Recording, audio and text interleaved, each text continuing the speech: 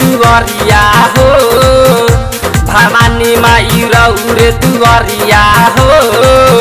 एगो ओढ़ौल के फुलावा गम गम गम के रौरे दुआरिया हो भवानी माई रौरे दुआरिया हो एगो ओढ़ौल के फुलावा गम गम गम के रौरे दुआरिया हो।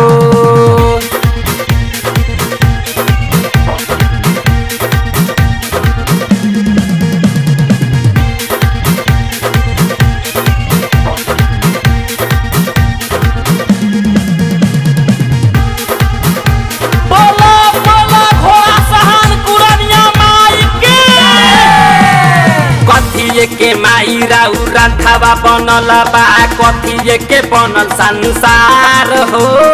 कथिए के माई राउ रांधावा बनल बा कथिए के बनल संसार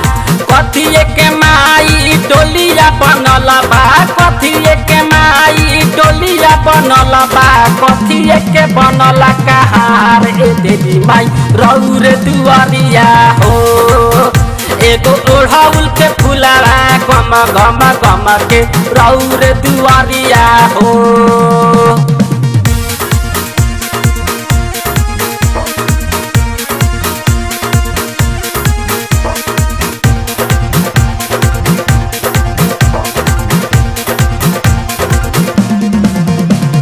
सोनमे के माई राउ रांधावा बनल बा रची रची के संसार हो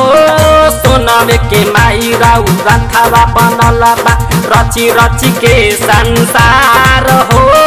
काचे बासवा के टोलिया बनल बा काचे बासवा के टोलिया बनल बा बागावा बनल बा कहार ए देवी माई रौरे दुआरिया हो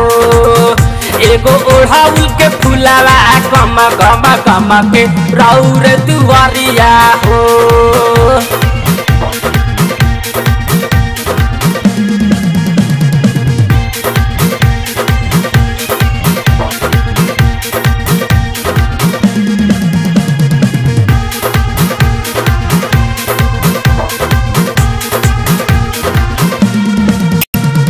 पूजा में चढ़े अछत दही माई मटर के अंकुर हो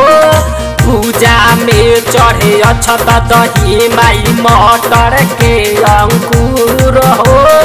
रवि सने ही रमभू बोले रवि सने ही रमभू बोले भक्ति द भरपूर ए देवी माई रौरे दुआरिया हो एगो ओढ़ौल के फुलावा गम गम गम के रौरे दुआरिया हो एगो ओढ़ौल के फुलावा गम गम गम के रौरे दुआरिया हो